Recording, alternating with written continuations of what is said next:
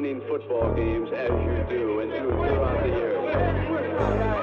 When you have great coaches, then after you have great coaches, you get great players. You have a great organization, and you tell them one thing: just win, baby.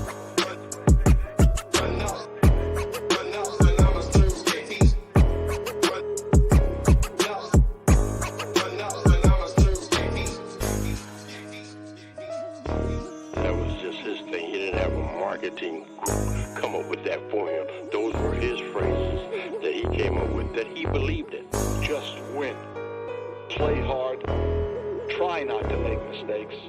But don't worry about mistakes, because there's only one thing that counts. Just win. Just win.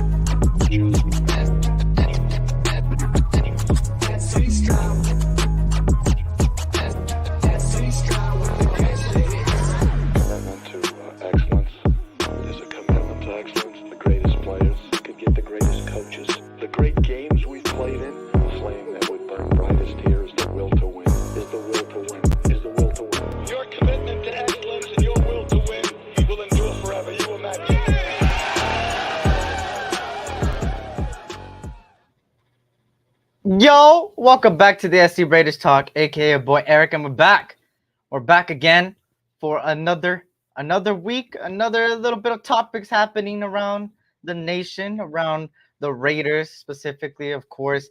OTAs week 2.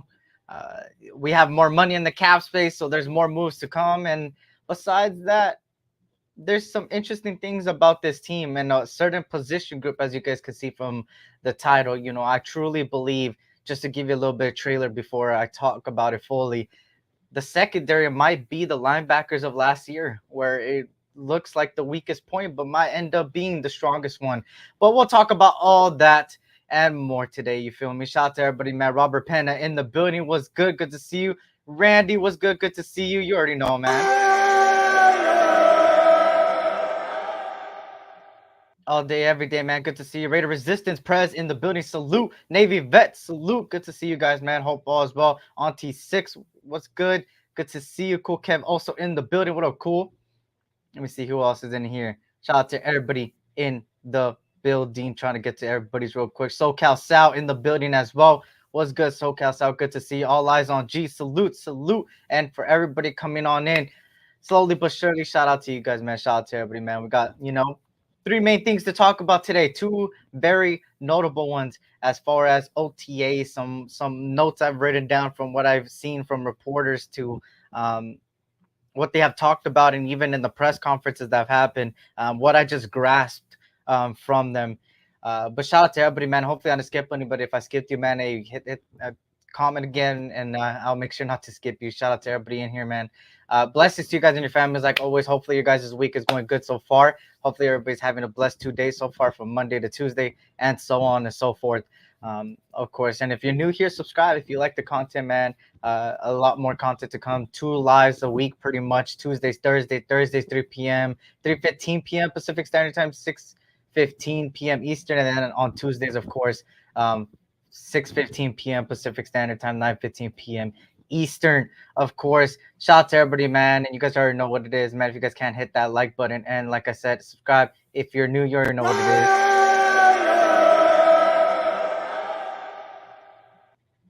Shout out to My 2 Cents. What's good, My 2 Cents? But let's get straight into it, shall we, huh? Shall we? We got a lot to do. I mean, not to do, but prediction-wise, a lot to say about this cap space. So, of course, the Raiders, if you guys didn't know, if anybody was living under a rock, Jimmy Garoppolo, he ended up doing some things that cost him some game suspension that also gave us extra money in our pockets, releasing him post June 1st, which obviously the money allocated on June 2nd, which was 2 days ago. Shout out to Egalitarian. Good to see you. Of course, around 34.1 million. I don't know the exact amount, but I do know it's around 34.1. So it could be 33.1 or 35, of course, of money allocated to us. And this is, of course, after the Max Crosby raise and all those things. So this is what we have in our bank right now in our cap space, meaning there is a lot of things to happen with this money. What can happen? Several things, from extensions, right? For one, to a free agent coming on board, joining the Raiders, or even saving that money into the season just in case anything happens. And if somebody ends up playing well, they give them an extension. Then all this money has different opportunities, different paths to take. And shout out to El Capitan Rafucho. What's good? Good to see you, man. Hope all is well. But of course, $34.1 million here in the books. What do we do with this money? What would you guys do for this money? Honestly, what do you guys think? If you guys were the GM, if you guys were Tom Telesco, what would be your move with this 34.1 million? Would you stay put?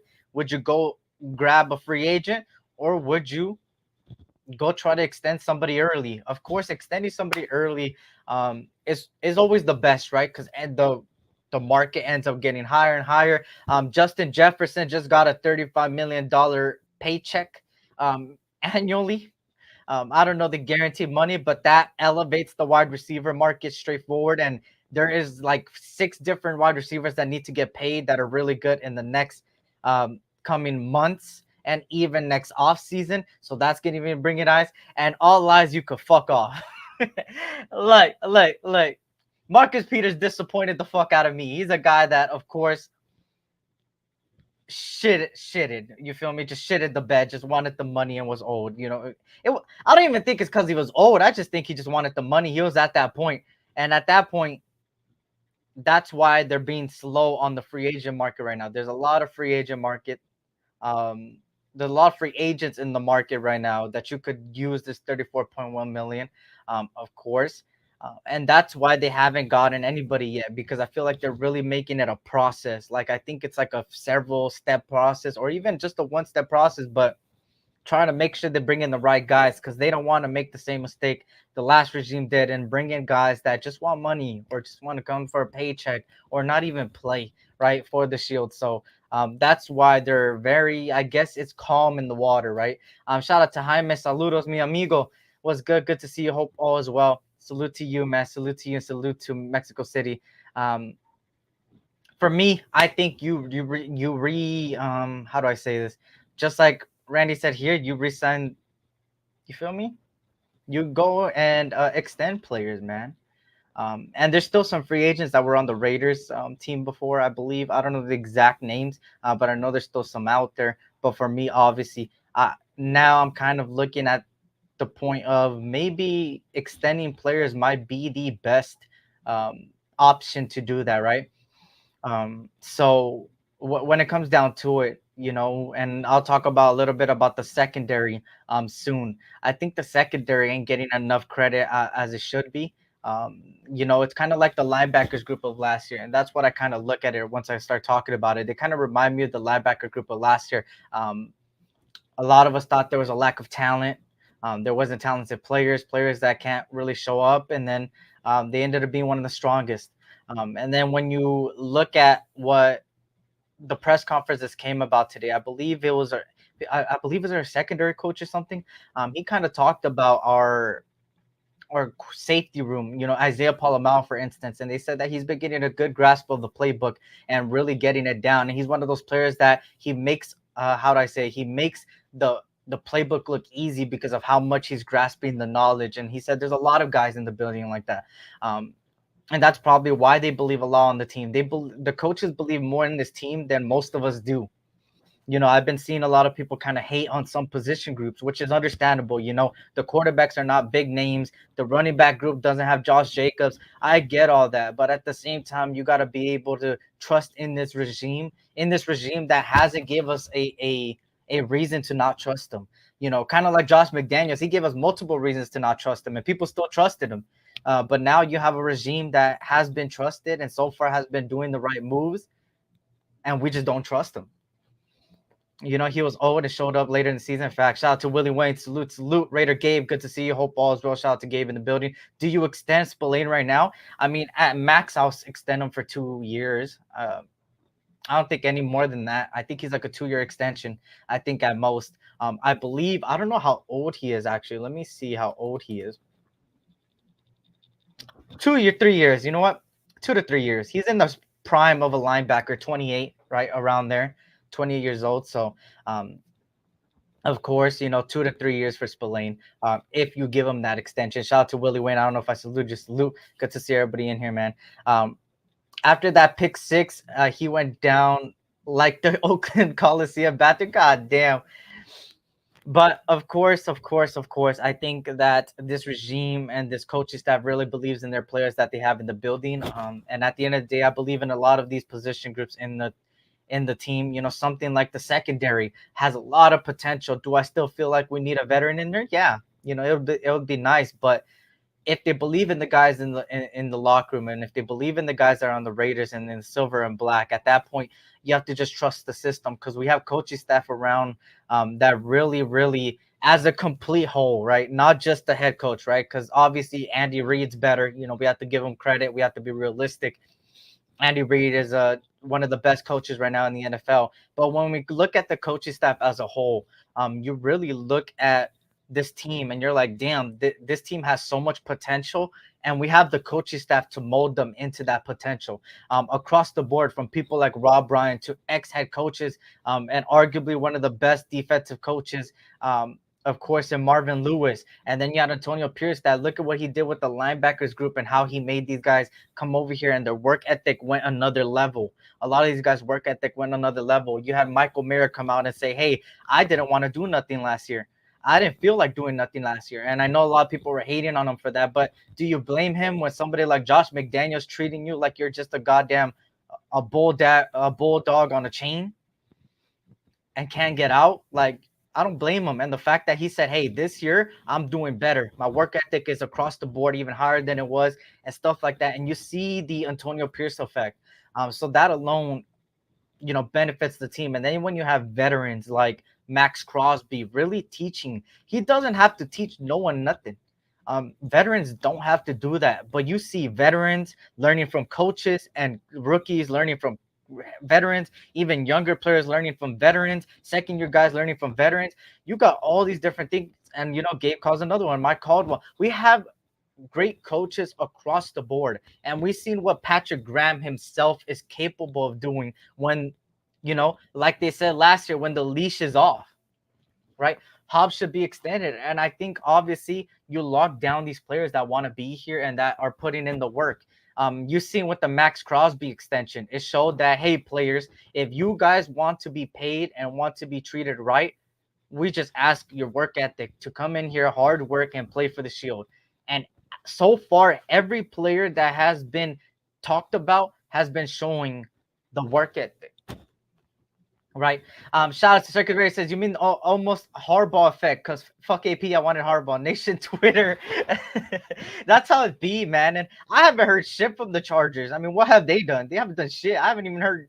Like, I've been looking at their practices. It doesn't even look anything like. You feel me? So for me, I'm glad that we picked the coach that we wanted. They finally heard the nation that we wanted Antonio Pierce, and Antonio Pierce, rightfully so, wants to bring a Lombardi to the Raiders. Not only that, these players want to bring a Lombardi. You've had multiple players come out and said they don't give a fuck what other people say. They only care about winning, and they don't care how they win. They want to win. And that's the mentality you need, and we've been losing for a very long time. Shout out to Raiders Rebel. What's good, Rebel? Good to see you, man. Salute to you, man. Hope all is well. Shout out to everybody in here, man. But of course, with this much money, we have enough to do a lot, y'all. 34 million may seem like a little bit of a number compared to like 100 million, but you would be surprised what a good GM could do with that type of money. You would be surprised, right? So you go down the coaching list, right? And you look at people like a James Craig, right? For instance, our new offensive line coach is not Carmen Brasillo no more at all. But he was, I believe, the assistant offensive line coach for the Niners, which arguably had one of the best offensive lines in the NFL.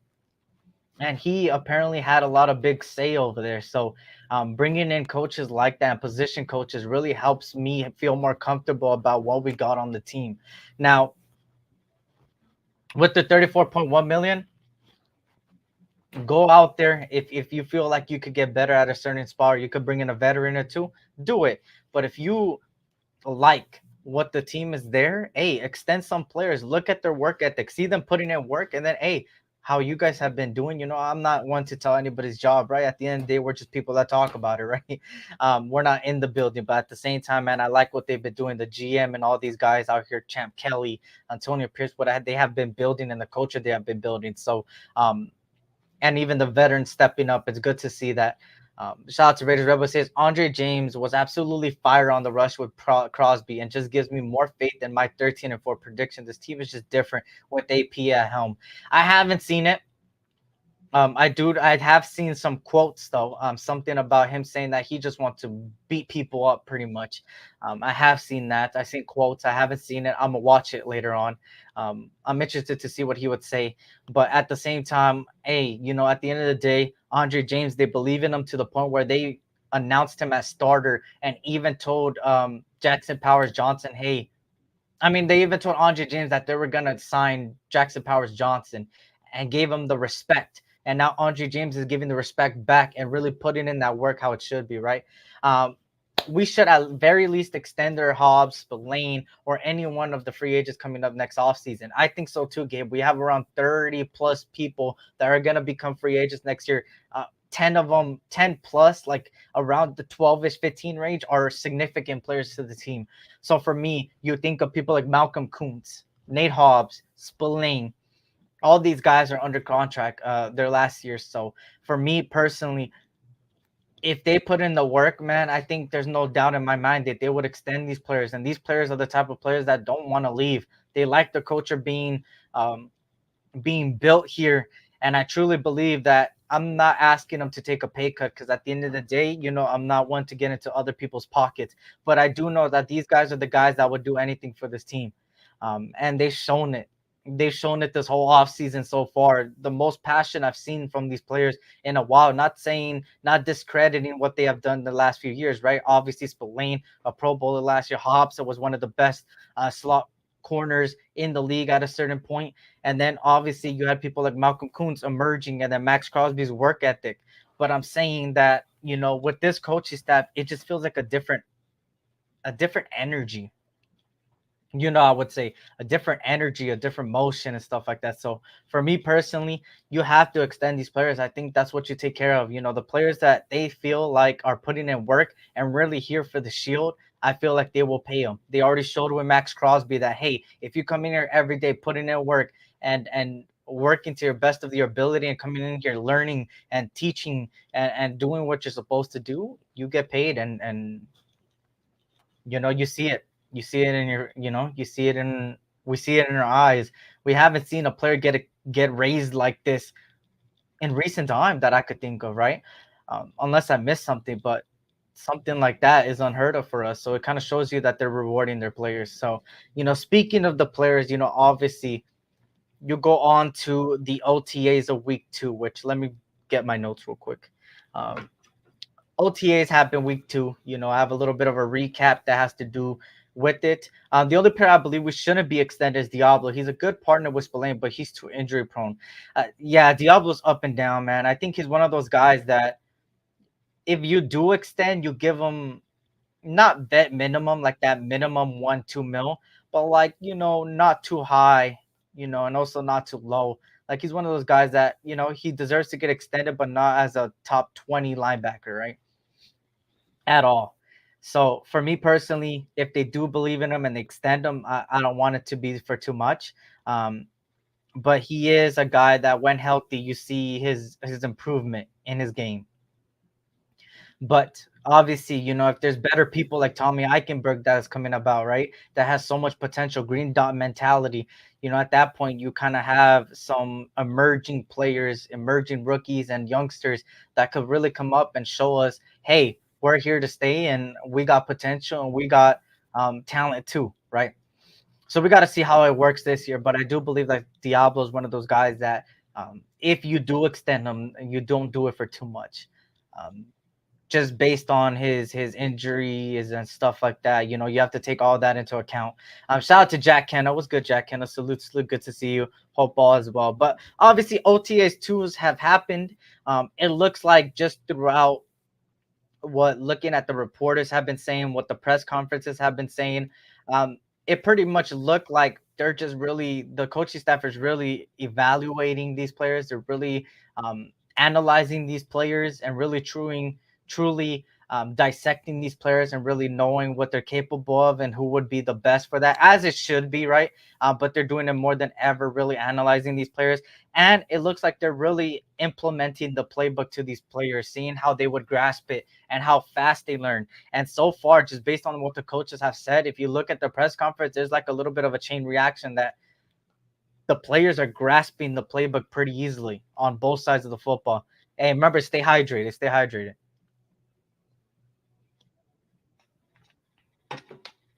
Stay hydrated, right? Um, but yeah, right. Diablo, if he isn't a surprise cut, gets 2 years, 12 million extension. That's what I see around the range. 6 million per year, maybe 5, 4. I mean, maybe 5. I think 4, maybe at least, and then at most like 7. But besides that, I want to go any higher than that. Not 8, 9, 10, 11, 12. None of that. I think you go 2 years, 12 million would be reasonable. I think that's around his range, especially if he stays healthy this year. Then you extend him for that much, right?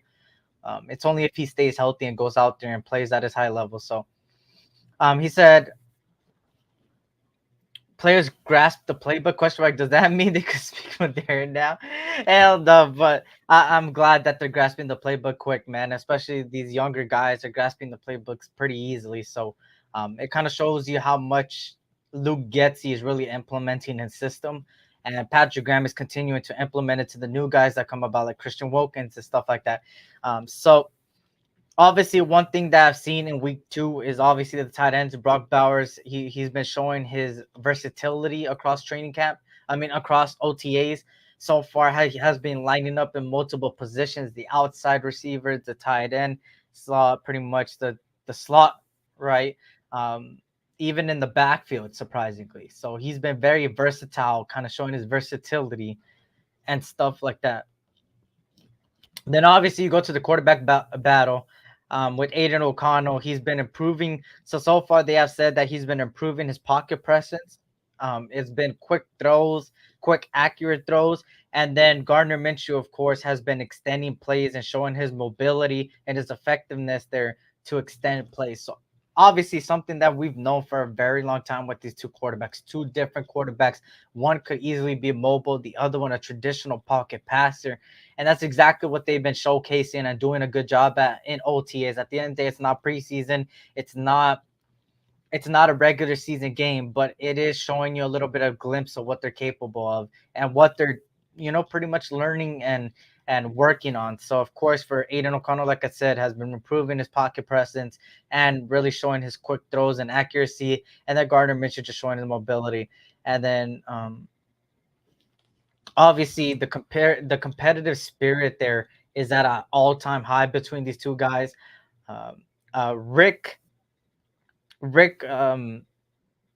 Scangarello, I believe that's how you say it. Our quarterbacks coach has said that he's been impressed with their different abilities and talent that both of these quarterbacks possess, and not only that, also shows you likes their competitive spirit as well. So the quarterback himself, the quarterbacks coach himself, really likes what he's seeing from these two guys and stuff like that, which is good. Good to see the competitiveness, right?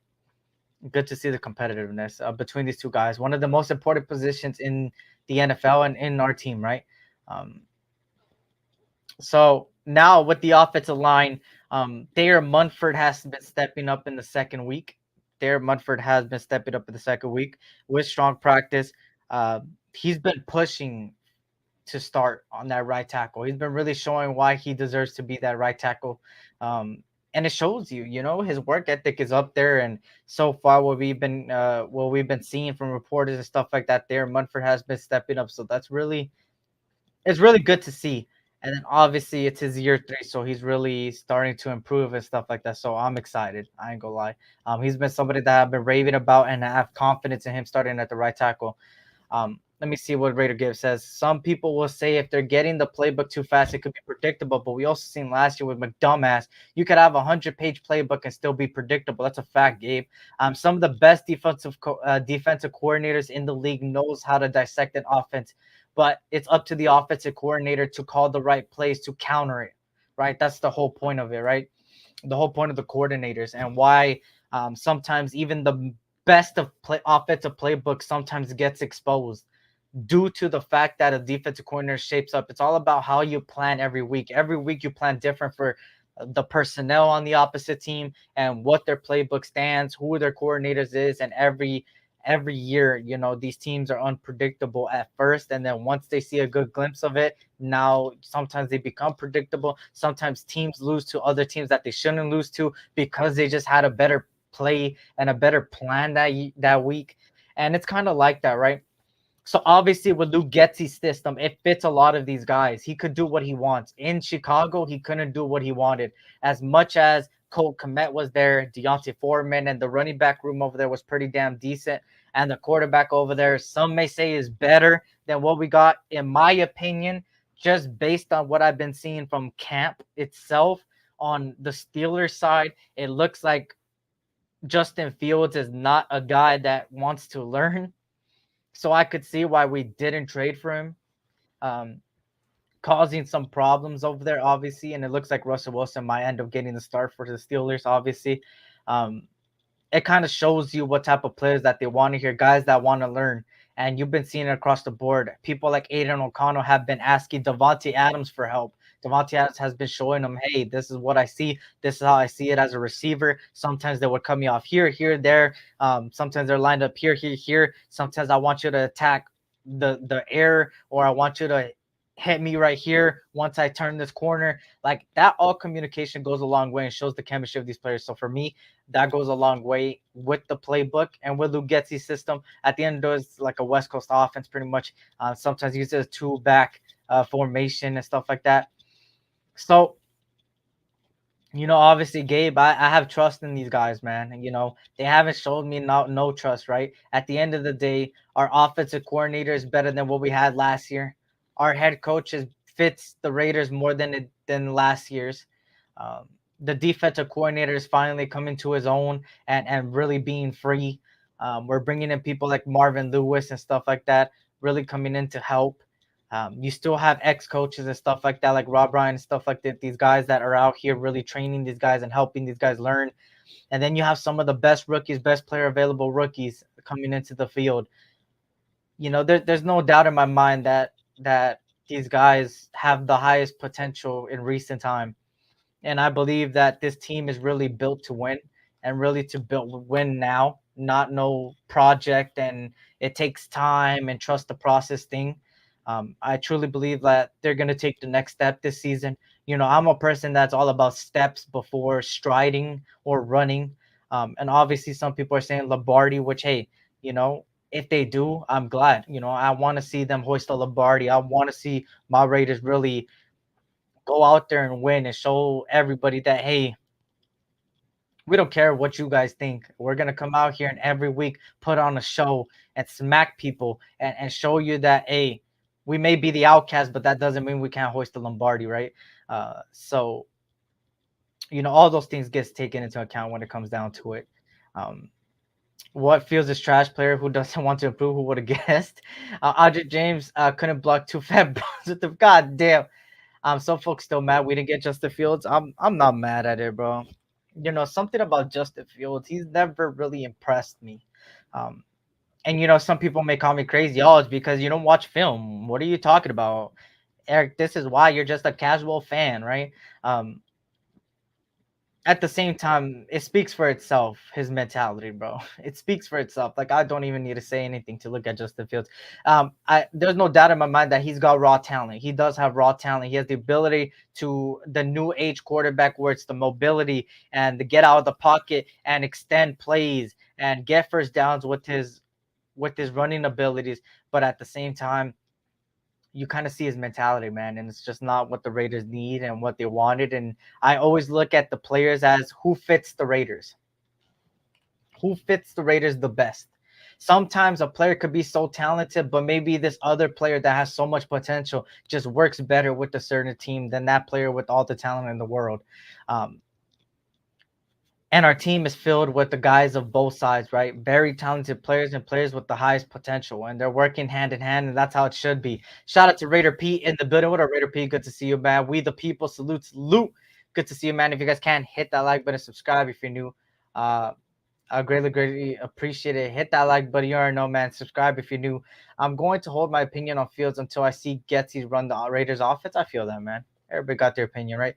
He can block now his beta league 46 years. Shout out to Raider P once again. I still laugh about how people say we should have traded a second or third rounder for him. I wouldn't trade a fifth rounder for Fields. I would have traded a sixth, seventh, bro. I did say fifth before, but now looking at the work ethic, man, it kind of shows me like sixth, seventh, you know. And even then, I wouldn't even give up my picks, right? Because I think we did really good in the draft. I think we got a B. I think I called it a B plus, A minus, somewhere around there. I forgot exactly what grade I had. Um, I really liked the draft this year. It was a lot of high potential guys with best player available and talent across the board and what it fits to be a Raider, right? Shout out to Raider Way. Good to see you, man. Hope all is well. Salute, salute. Good to see everybody in here, man. Hope all is well.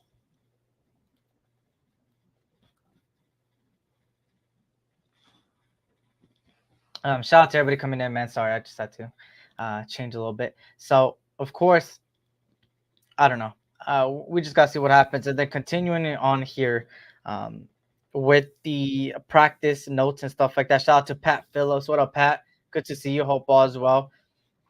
The defensive line, there's a lot of good scrimmages happening between the defensive lines, batting down passes. There was a fumble recovery by Malcolm Coons that happened. That is really good there. And then obviously our linebackers, Marcus Epps and Robert Spillane, key contributors in stopping running backs. They've been looking like one of the highest ones. There was a forced fumble that was recovered by Trayvon Merrick. And these guys, the reporters they emphasize not only touchdowns, but they emphasize that it's a team celebration.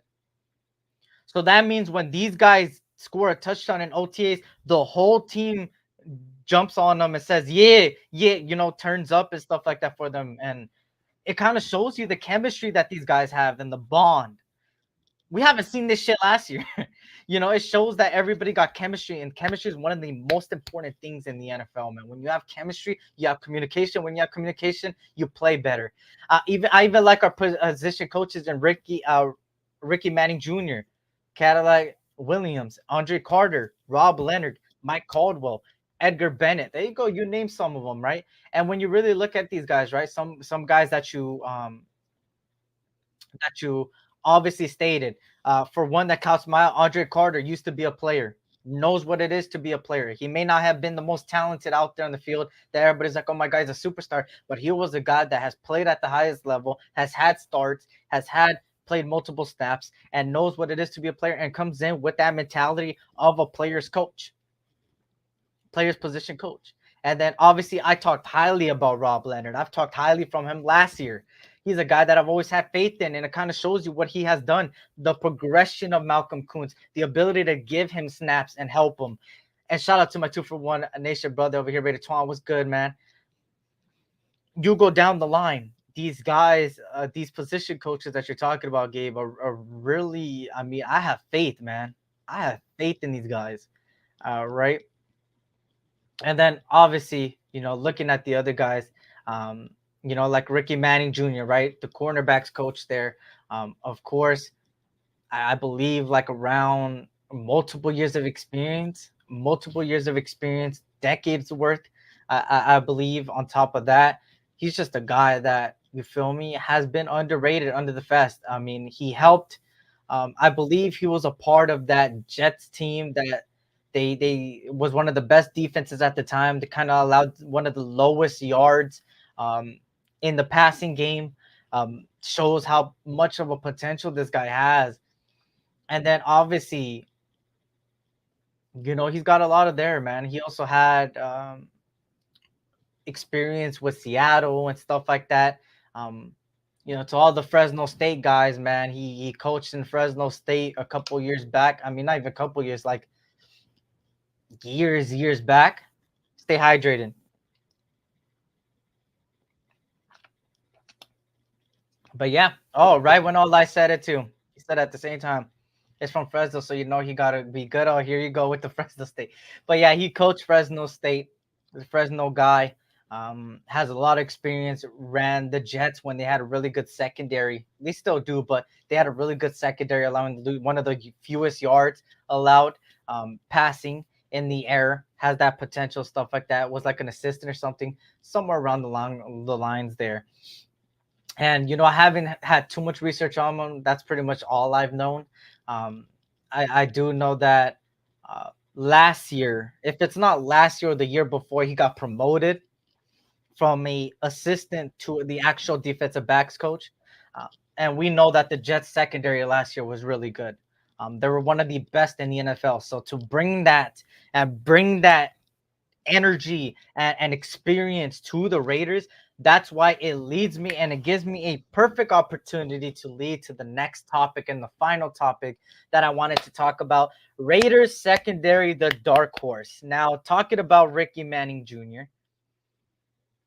it gives me a good transition to the secondary, right?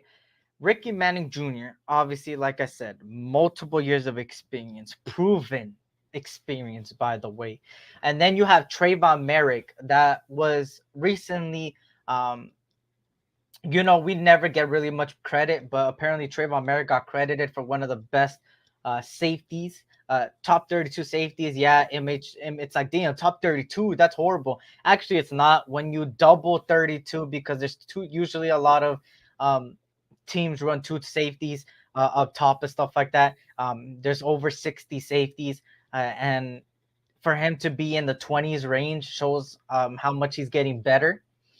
Trayvon Merrick is one of those guys that, at first there was points where a lot of people were giving up on him, and me, I just wanted to see one more year of improvement, and he improved. Believe it or not, last year he improved.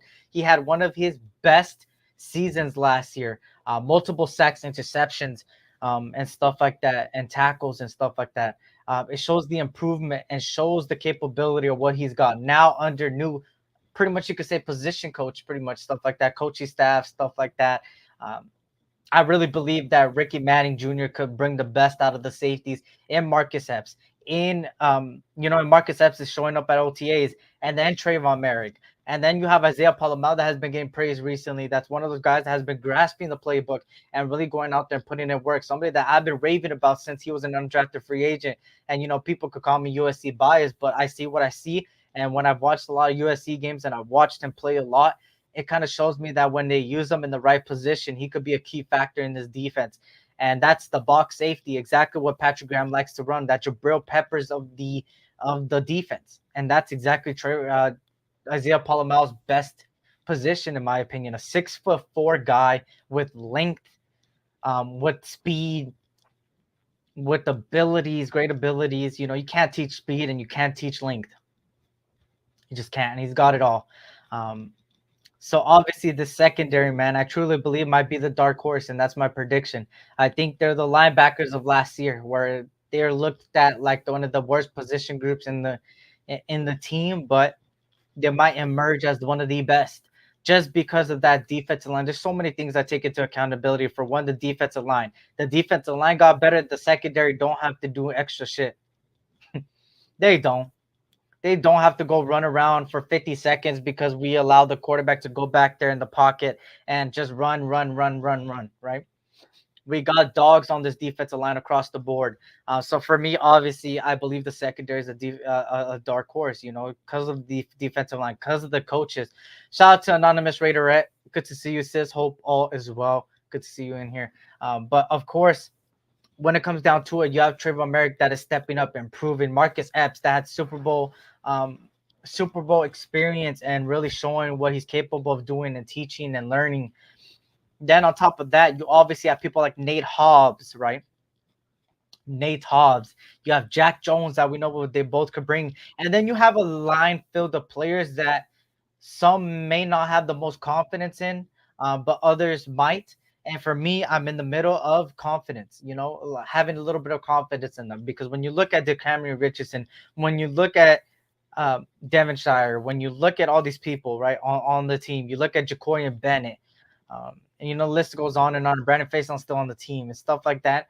You look at guys that have so much potential and that could bring a lot of great abilities to the table. We got rid of Amik Robertson. What was one of Amik Robertson's strongest points besides his mentality and his dogness? It's his ability to tackle and blitz.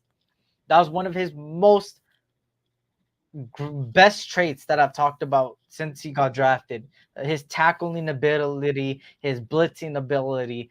And who did we bring in that was one of the best tacklers in the nation, college football wise? You had DeCameron Richardson and you had Trey Taylor.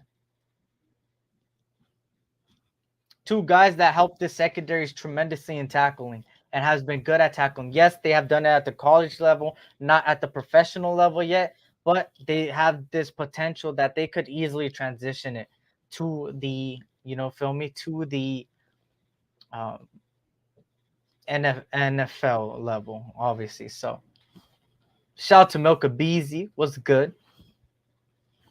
Good to see you. Hope all is well. Did you mean to say Chihuahua mentality? But obviously, I believe in the secondary, man. I think there's one of these guys that I'm gonna lay my hat on and be like, hey, you know, kudos to you, and hopefully, y'all emerge as one of the best position groups. So I believe in them. Would I like a veteran to come in? Yeah, I still feel like one veteran corner would be fine. But even if we stay with this position group, I have faith in them and the coaches to really mold these players and put them in the right position to win. And they don't have to do too much because our defensive line is already better. Like our defensive line is already better. So it's gonna be interesting on what they do and stuff like that.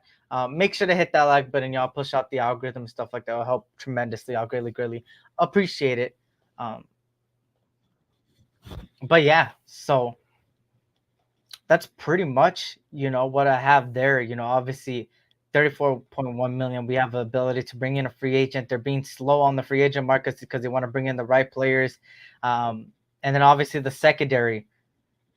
The secondary is somebody that is a position group that I believe in. And then, just talking about the team in general, right? Just believing in the team in general. You look at the running back group, right? They might not be the highest fancy players.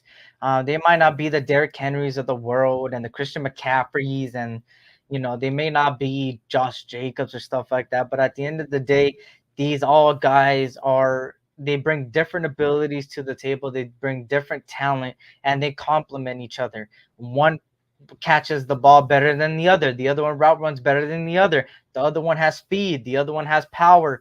The other one is a good rotational back. The other one could start. All these guys complement each other. And, the running back room in specific, like I said, is a group that, might surprise a lot of people just because of what we got on the table. Dylan Lobby is one of those guys I've talked highly about since he got drafted.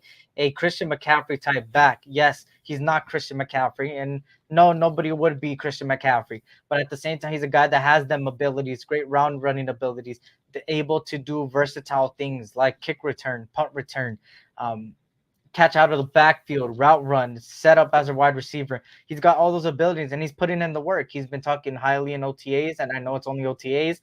But not only that, he's been also a guy that really wants a position on the team that speaks Raiders, right?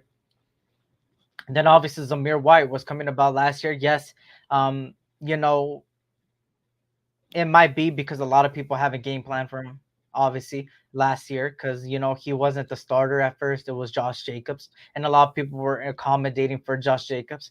But at the same time, you see the work Zamir White is putting in, man, and you cannot discredit his work ethic and what he wants to do and what he wants to step up. Um,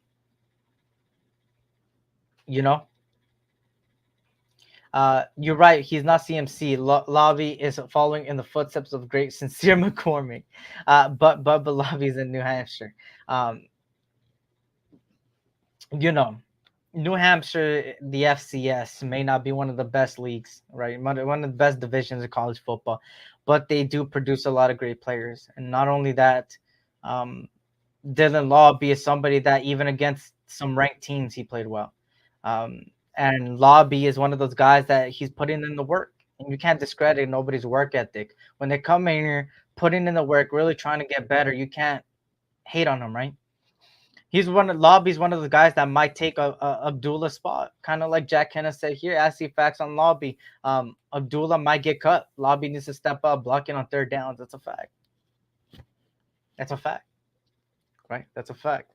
So, in all honesty, in all spectrum, I'm not saying that anybody will replicate what Josh Jacobs did. He had talent, stuff like that, but off the field things you got to take into account. And what I mean by off the field things, not showing up at practice just because you haven't got extended, stuff like that, like kind of shows you the mentality, bro. And causing a little bit of commotion here and there. It's like kind of shows why he's not on the Raiders right now. And as much as maybe there's other things behind the scenes, and I wouldn't doubt it if this gets used and I get talked shit about on Twitter, like always, like because it happens all the time. Twitter time, Twitter fingers. It shows the actions speak louder than words, and the actions say it a lot, right?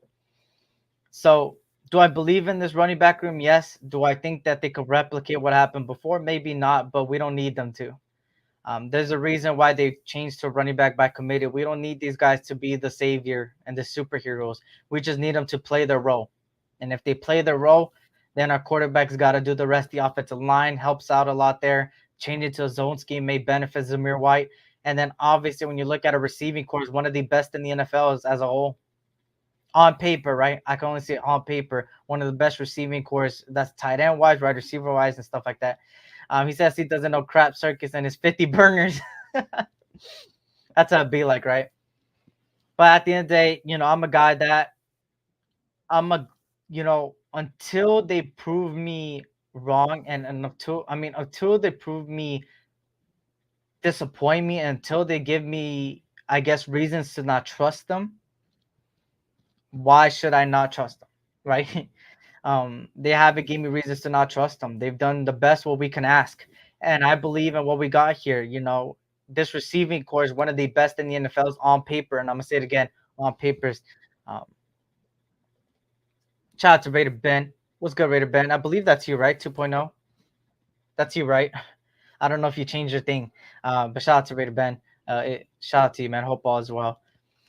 But obviously, yeah, Twitter X is toxic. It is toxic as fuck, bro. It is bad. It is bad. It is bad. That's why I don't really like hopping on Twitter after games, but I'm gonna be very active on Twitter once the season starts. Might as well.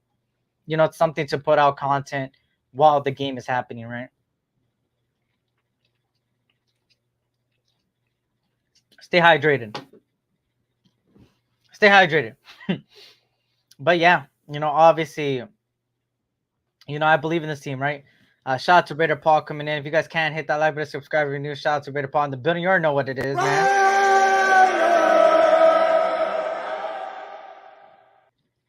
Raiders all day, man. Raiders all day. You already know what it is. Let me play this. There we go. Shout out to everybody, man. Shout out to everybody coming in, man. And if you come across the replay, hopefully you like what you see, the content, stuff like this. But yeah. So obviously for the people that are just joining us, obviously I talked a little bit about the 34 million that we had. What would you guys do with it? Tom Telesco got a little bit of work to do, whether he keeps it to extend players or goes out and gets a free agent guy or other things to do with the money. Then obviously in week 2 recaps, the tight ends, everybody's looking good. Aiden O'Connell, Gardner Mitchell, the competition there is getting more and more higher and higher. And then obviously, you kind of look at the defensive line looking better. The secondaries looking better. The linebackers are looking better. Everyone's playing their part, and the playbook has been the focal point of week 2, and people have been grasping it pretty easily. And then I talked about the Raiders secondary. I think it would be a dark horse, in my opinion. I think a dark horse for sure. Only time will tell, right? Only time will tell with it, though. Only time will tell with it, and I'm excited. I'm excited to see what comes about from it. 34 million. 34 million gets 2 corners and a linebacker. It gets you. It could you could do a lot more than that, cool Kev. You'll be surprised with the good GM what you could do with 34 million, man. You could even extend a player, bro, on top of that, and that's how crazy the work of the contracts and the ability to negotiate all those things play a part. So I'm interested to see what they do with it. I think it's calm right now. I think they're taking their time, but I wouldn't doubt if something comes about tomorrow, maybe Thursday, maybe next week, right? And I believe, if I'm not mistaken, let me actually check this. I believe training camp is right around the corner. Let me see this. Training camp is right around the corner. June 11th through the 13th, next week. Yep, next week. Next week is mandatory mini camp, I believe, which would go next Tuesday. So next Tuesday, we're gonna talk about the training camp, y'all. Next Tuesday on this same time, same place, we're gonna talk about the training camp, day one, or mini camp, I believe, which is mandatory. So all players will show up, and it's mandatory for them to show up. So we're gonna see a lot more to do with these guys and what they're capable of doing and what they're doing at the, you know, in the camp and stuff like that. So I'm excited, man. And I gotta go catch up on a little bit more press conferences. I only watch a couple, and then I gotta go see that Andre James Max Crosby podcast, see what his mentality is. But at the end of the day, man, I believe in this team. They haven't given me a reason to not trust them. And just overall, I like what I see from the team so far. It's a newfound energy, a new culture, a new autumn wind, right? Shit, a good GM would get 2 corners, a linebacker, and get Mark a new barber and change to spare. I know, right? Me with the cap. If I was Tom Telesco, extensions number 1, Spillane, Hobbs, Kuntz, Morik, Diablo in that order. I want to keep as many of these guys as possible. I feel like, man, they're younger, they're showing their work ethic, their potential. I mean, I wouldn't be mad at extending some of those players, man, right now, because at the end of the day, the market's going to reset later on. And if you let the market reset, you're going to pay these players more, and you're going to be entitled for more. Might as well lock them down now, do what you got to do, and stuff like that. So only time will tell, right, Jack Hanna? Only time will tell. So, I don't think I'm missing anything else. If anything else has happened this week, I haven't really seen. But besides that, there's really nothing else to really talk about. I think that's pretty much it that I had on the agenda today. So I appreciate everybody that stopped by, man. Hit that like button, subscribe if you're new. Same place, same time next week. Of course, training camp. I mean, mini camp. I keep saying training camp, but you could call it training camp. Mandatory camp next week on the 11th of June, which is next Tuesday. There will be a mandatory camp, which means more players will show up, more things coming out of the locker room itself that we will hear, more press conferences, probably more players, right? Maybe more superstar caliber players, maybe more people that have more of a say, may come out and say something. Hoping Devontae Adams speaks soon, because some people are going crazy that he's not showing up. But at the end of the day, man, I think, he's just taking time at the end of the day, man. He knows the mandatory is next week. He's going to show up and stuff like that. And he was in the building for one of those OTAs. It's not like he just doesn't want to be there.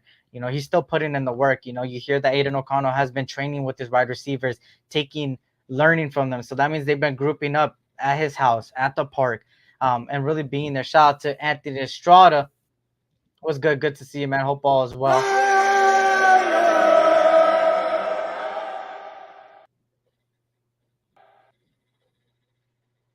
You already know what it is. Good to see you, man. And you guys already know, man. Follow my Instagram as well for all updates and stuff like that. I would really, really appreciate it there as well.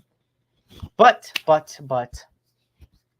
resign now the guys. Now I feel that, man. We're gonna see what happens. Look at the wide receiver market in huge contracts. That's a fact, man. There's still a lot to. I think Amar St. Brown needs to come up. There's still a couple others. Justin Jefferson just got the back, so it's only gonna elevate from there. He reset the market, so now wide receiver is gonna get paid more. You might start seeing 38 million, 39, 40 at a certain point, right?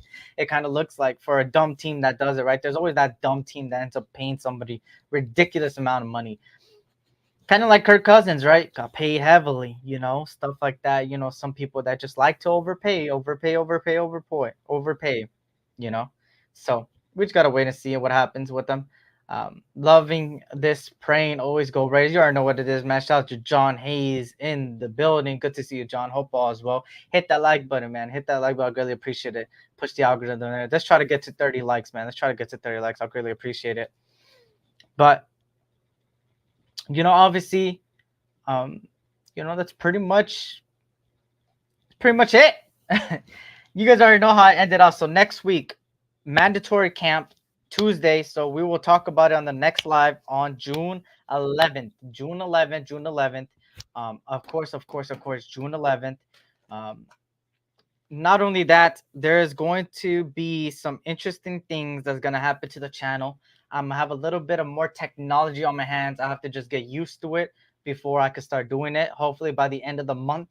Well, I wouldn't consider I would consider it new intro coming soon. The same intro, but some tweaks to it will happen soon. That too. So practically you could call it a new intro. Same beat, same play, same thing. Just new clips and stuff like that, new things. Not only that, at the same time that drops, new technology, like I said, and to give you guys a little bit of a glimpse to who's here that wants to know what I'm talking about. Well, as you can see here, let me try to show you guys on my screen. I don't know if you guys could see that. It kind of looks like, yeah, it looks blurry. It looks blurry from here. Let me see if I put my hand. Hold on. You can't really see it, but if you could detect it, there's a Raiders logo in the middle right there. You see some fans right there lighted up. I have gotten a PC that soon enough there will be, he said my eyes, soon enough there will be a new technology, new setup, new structure, and stuff like that coming soon to the channel. So not only that, you're going to see some cool things, man, really on the channel. So I recommend for everybody that's new here, subscribe to see that content coming soon by the end of the month, most likely, just in time for July and stuff like that, and training camp and all these things, new intro, stuff like that, and maybe new outro, and maybe new stream starting soon. There might be new everything, except for logos and stuff like that, but there might be new stuff. So please subscribe if you're new. Hit that like button, man. I'm very excited, man. This has been something that I've been trying to get for a very long time. And now I've got it in my back pocket, and now it's time to use it. So for everybody coming on in, man, hit that like button, subscribe if you're new. I greatly appreciate it. Blessings to you guys and your families. I appreciate you guys for showing up and stuff like that. For the people that came in and for the people that watch after, hey, hit that like button if you like what you see. Comment down below what you feel like you should do with the $34.1 million. What would you guys do with the $34 million? Extend players, grab a free agent, or do other things with it, right? Or just stay put, right? And no, Cool Kev, no. Okay.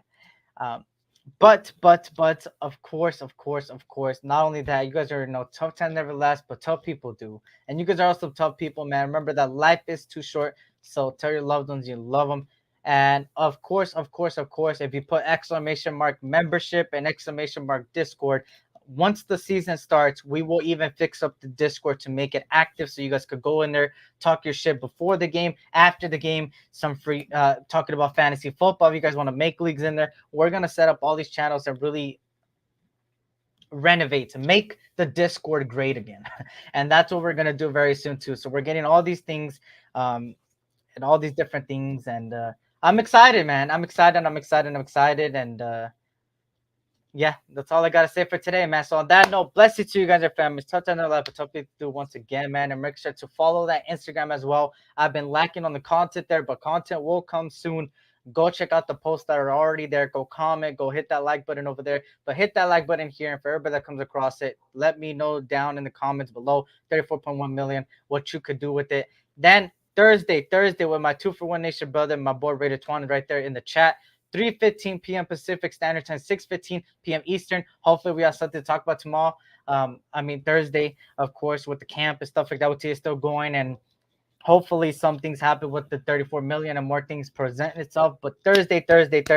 Stay tuned for that. And on that note, y'all, blessings to you guys, your families. You got a piece of what you're gonna be playing. Not sure yet. I'm downloading stuff right now and stuff. I'm just getting used to it. But on that note, you already know how we ended off like this. You know what? One more time.